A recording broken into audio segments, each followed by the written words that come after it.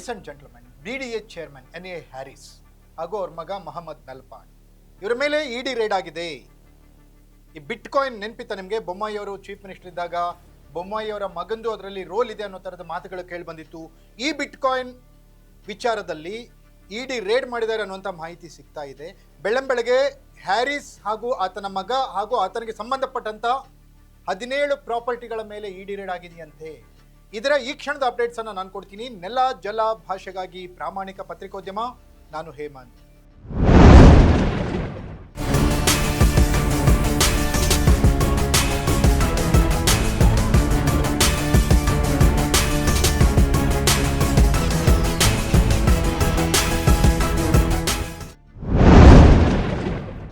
S ವೀಕ್ಷಕರೇ, BDA chairman NA Harris ಶಾಸಕ ಇವರ ಮನೆ ಮೇಲೆ ಇಡಿ ರೇಡ್ ಆಗಿದೆ. ಬಿಟ್ ಕಾಯಿನ್ ಹಗರಣ ಅಂತ ಏನು ಹೊರಗೆ ಬಂದಿತ್ತು, ಬಿಟ್ ಕಾಯಿನ್ ಹಗರಣದ ತನಿಖೆಯನ್ನು SIT ನಡೆಸ್ತಾ ಇತ್ತು.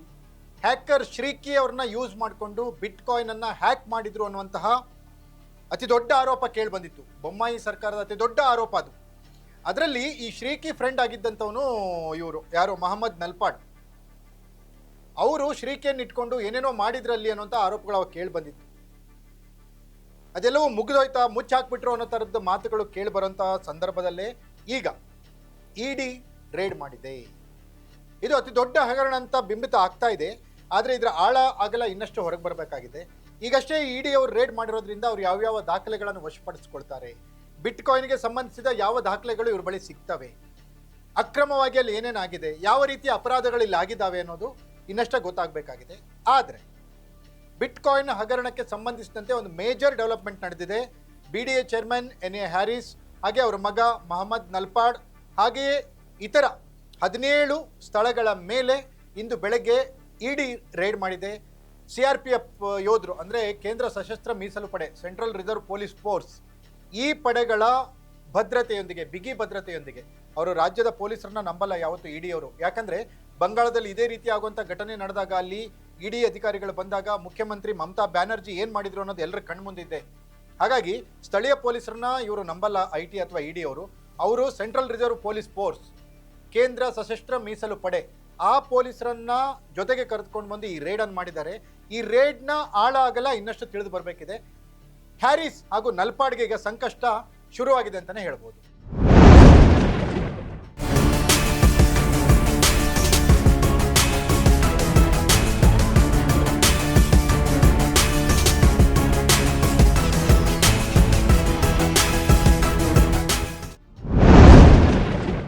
ಎಸ್ ವೀಕ್ಷಕರೇ, ಬಿಟ್ ಕಾಯಿನ್ ಹಗರಣ ಇದು ಸಾವಿರಾರು ಕೋಟಿ ಹಗರಣ ಅನ್ನೋ ಥರದ್ದು ಬಿಂಬಿತವಾಗಿತ್ತು. ಸರ್ಕಾರ ಅವಾಗ SIT ಅನ್ನು ನೇಮಕ ಮಾಡಿತ್ತು. ಬೊಮ್ಮಾಯಿ ಮುಖ್ಯಮಂತ್ರಿ ಆಗಿದ್ರು, ಅವರ ಮಗ ಇದರಲ್ಲಿ ಭಾಗಿಯಾಗಿದ್ದಾರೆ ಅನ್ನುವಂಥ ಮಾತುಗಳು ಕೇಳಿ ಬರ್ತಾ ಇತ್ತು. ಮೊಹಮ್ಮದ್ ಹ್ಯಾರಿಸ್ ನಲ್ಪಾಡ್ ಅಂದರೆ ಹ್ಯಾರಿಸ್ ಅವರ ಮಗ, ಆತ ಶ್ರೀಕಿ ಅವರಿಗೆ ಕ್ಲೋಸ್ ಫ್ರೆಂಡ್. ಶ್ರೀಕಿಯನ್ನು ಇಟ್ಕೊಂಡು ಹ್ಯಾರಿಸ್ ಏನೇನೋ ಕೆಲಸಗಳನ್ನು ಮಾಡ್ಕೊಂಡಿದ್ದಾರೆ ಅನ್ನೋಂಥ ಮಾತುಗಳು ಕೇಳಿ ಬಂದಿತ್ತು.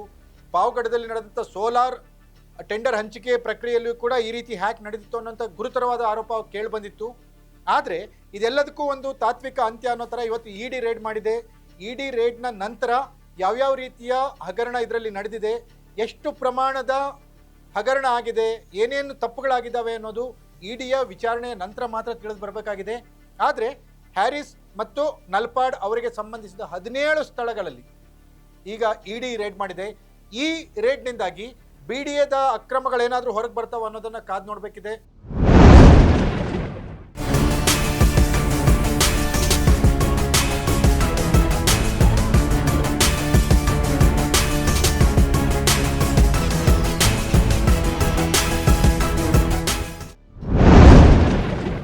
ಈ ರೀತಿ ಅಕ್ರಮಗಳನ್ನ ಮಾಡಿ ಬಚಾವ್ ಆಗ್ಬೋದು ಅಂತ ಅಂದುಕೊಂಡಿರೋರ ಹಲವಾರು ಉಲ್ಟಾ ಉದಾಹರಣೆಗಳು ಈ ವಾರದಲ್ಲಿ ಸಿಗ್ತಾ ಇದ್ದಾವೆ.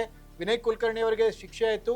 ಈಗ ಹ್ಯಾರಿಸ್ ಮೇಲೆ ಇಡಿ ರೇಡ್ ಆಗಿರೋದು ಕೂಡ ಈಗ ಮತ್ತೊಂದು ಸುತ್ತಿನ ರಾಜಕೀಯ ಜಿದ್ದಾಜಿದ್ದಿಗೆ ಕಾರಣವಾಗಬಹುದು.